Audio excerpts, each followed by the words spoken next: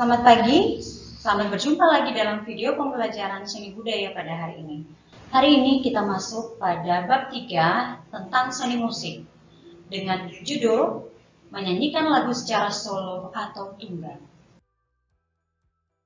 Berikut alur pembelajaran yang akan kita tempuh.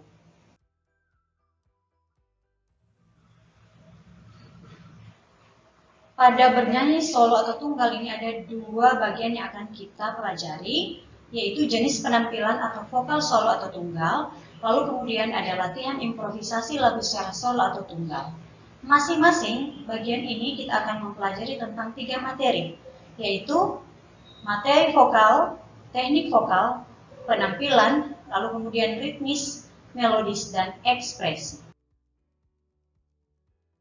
Nah, adapun kompetensi dasar yaitu memahami teknik pengembangan ornamentasi melodis dan ritmis lagu dalam bentuk vokal solo atau tunggal.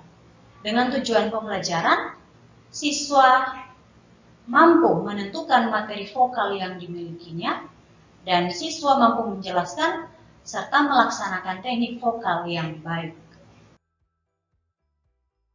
Kita masuk pada jenis penampilan vokal solo atau tunggal. Anak-anak yang baik berbicara tentang vokal solo selalu berkaitan dengan bernyanyi.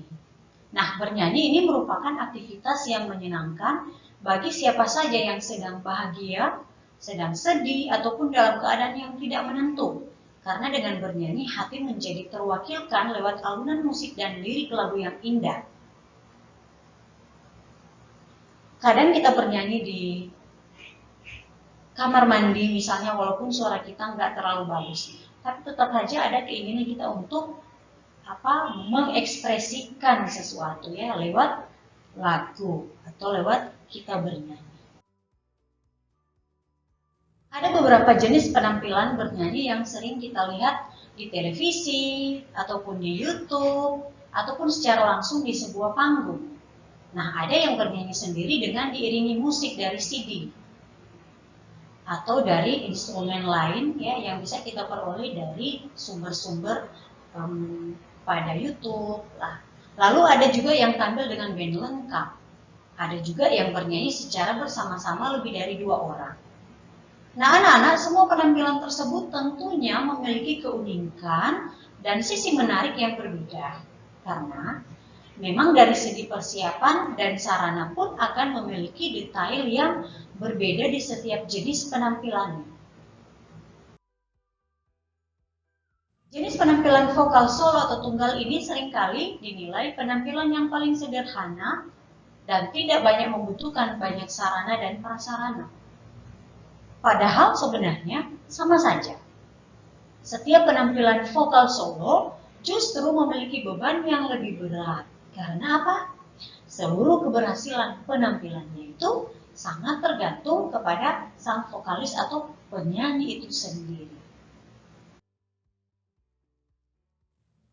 Nah, kita lihat ya, berikut hal-hal yang harus benar-benar dipahami dan disiapkan seorang vokalis yang akan bernyanyi solo atau tunggal. Yaitu tentang materi vokal. Materi vokal ini yang terdiri dari 2, yaitu warna suara dan wilayah nada. Nah, kita melihat warna suara atau timbre ini merupakan bunyi atau suara satu siswa berbeda dengan siswa yang lain. Hal ini dikarenakan getaran-getaran yang dihasilkan bentuk masing-masing pita suaranya berbeda.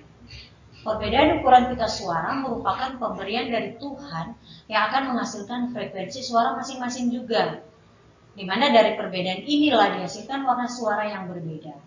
Warna suara ini jika dilatih dengan teknik vokal yang benar akan menghasilkan karakter vokal yang kuat. Yang kedua adalah wilayah nada. Apa maksudnya?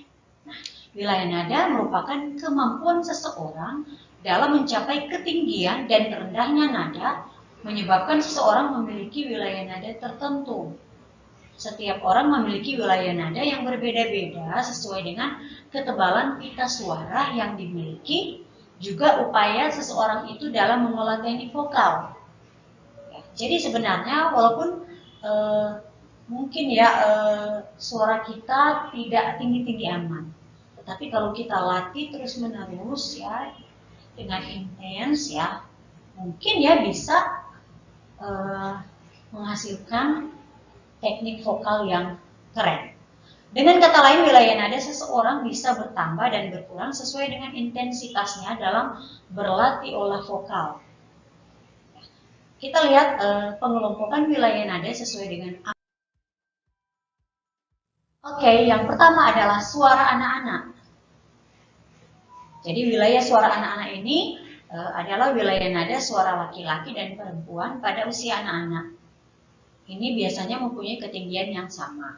Nah, perbedaan akan terjadi ketika anak laki-laki beranjak dewasa. Ada perubahan wilayah nada berdasarkan perubahan fisik yang mereka alami, misalnya tumbuhnya jakun di leher anak laki-laki.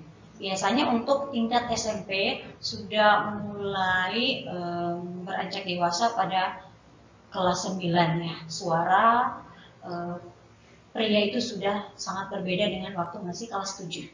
Nah, batas wilayah nada yang dimiliki anak-anak adalah sebagai berikut. Kalau suara anak-anak tinggi, wilayah nadanya itu C sampai dengan F. Sedangkan kalau suara anak rendah, wilayah nadanya itu A sampai dengan D.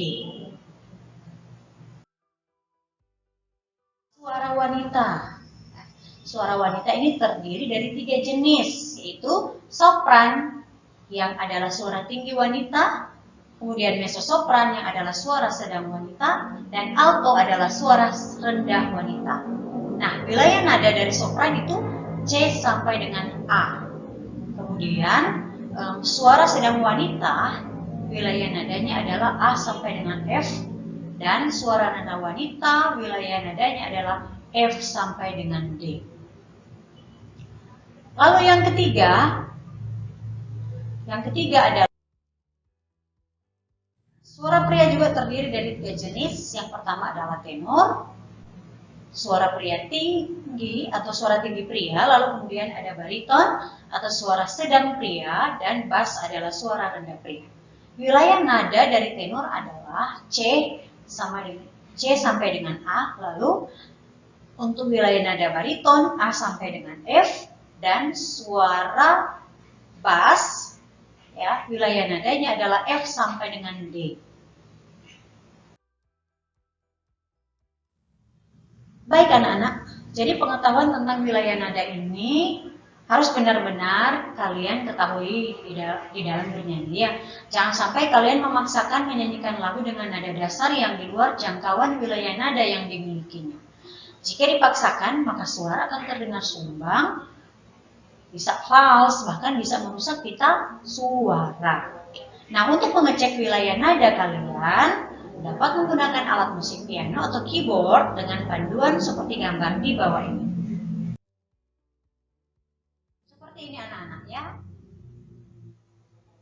Itu ada keterangan di sana sopran ya, wilayah nadanya ya dimulai dari C sampai dengan A, itu ada garis hitam. Kemudian mezzo-sopran A sampai dengan F, bisa juga ya sampai dengan F, lalu alto F sampai dengan D ya, lalu ada tenor juga di situ ya.